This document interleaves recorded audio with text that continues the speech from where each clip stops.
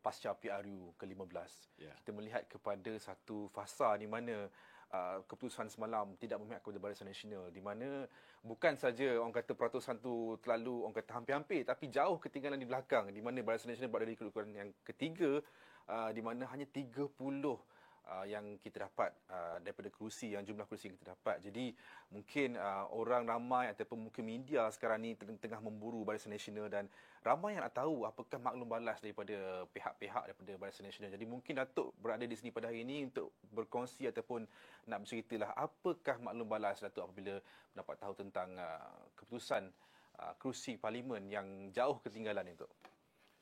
Okey, Assalamualaikum warahmatullahi wabarakatuh. Salam satu Malaysia. Pertama sekali saya ingin memohon maaf kepada semua penyokong-penyokong Barisan Nasional. Kita dah buat yang terbaik kita untuk memastikan kemenangan Barisan Nasional. Namun rakyat telah memilih, rakyat telah memilih. Sudah pastilah ada keputusan-keputusan yang dibuat ini tidak begitu memihak kepada Barisan Nasional.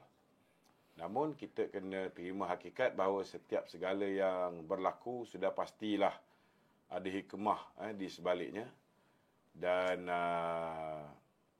saya minta supaya ahli-ahli UMNO tenang. Kita anggap bahawa apa yang menimpa Barisan Nasional kali ini sudah pasti ada hikmah di sebaliknya. Sudah pasti ada sebab kenapa Allah Ta'ala tak benarkan kita untuk membentuk kerajaan secara bersendirian. Dan kita juga kena bersyukur kerana kita masih lagi bisa menjadi kuasa penentu. Tidak ada siapa pula yang boleh membentuk kerajaan secara bersendirian tanpa kita. Jadi kita akan menentukan siapa yang akan membentuk kerajaan. Saya secara peribadi saya rasa saya gagal lah. Saya cuba nak yakinkan rakyat Malaysia jangan undi berbelah bagi. Kita nak supaya rakyat memberikan undi solid kepada Barisan Nasional supaya BN boleh memerintah secara bersendirian. Tetapi ada yang termakan dengan fitnah-fitnah Perikatan Nasional yang mengatakan kalau undi BN menang, kita akan angkat Anwar jadi Perdana Menteri. Walaupun kita beranggapan bahawa ini satu hujah yang bodoh. Tetapi, nak buat macam mana, ahli-ahli akal umbi kita ni pun ada yang termakan dengan benda ni. Yang mengatakan kalau undi BN, bahawa Anwar yang akan jadi Perdana Menteri. Tapi hakikat dia, kalau BN berjaya membentuk kerajaan secara bersendirian, dah tentulah Perdana Menteri datang daripada Barisan Nasional. Tapi akibat daripada propaganda Perikatan Nasional ni berjaya, menyebabkan orang yang mengundi Perikatan Nasional ini juga tinggi jumlah dia, dan akhirnya mereka telah mendapat jumlah kursi yang lebih banyak daripada kita. Jadi saya minta maaf lah. Saya dah cuba terbaik saya untuk meyakinkan jangan termakan dengan propaganda ini, jangan termakan dengan propaganda yang mengatakan bahawa pemimpin kita korup contohnya. Ini pun satu kegagalan kita. Saya tak nafikan, saya mencuba untuk memahamkan kepada rakyat Malaysia bahawa kita perlu pastikan bahawa rakyat faham bahawa pendakwaan ke atas pemimpin UMNO, tak kira lah Datuk Najib ke, Datuk Zahid ke, Datuk Seri Ahmad Maslan, Datuk Seri Tan Sri Syarif Samad, Aziz Rahim dan ramai-ramai lagi.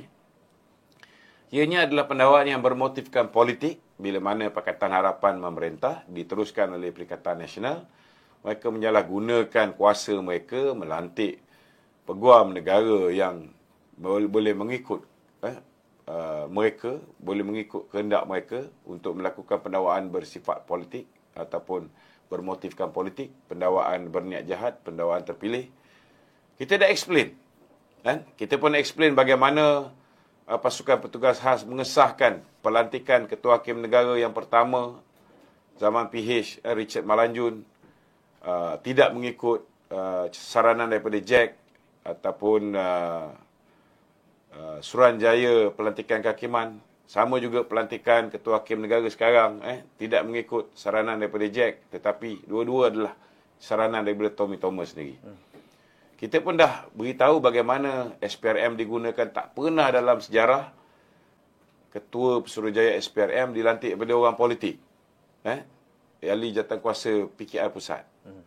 Dan orang yang dah pencen 2 tahun menjadi anggota polis pun diangkat menjadi IGP. Yang akhirnya kita tengok video Azmin Ali sampai hari ni kabur. So, kita dah explain tapi orang percaya juga.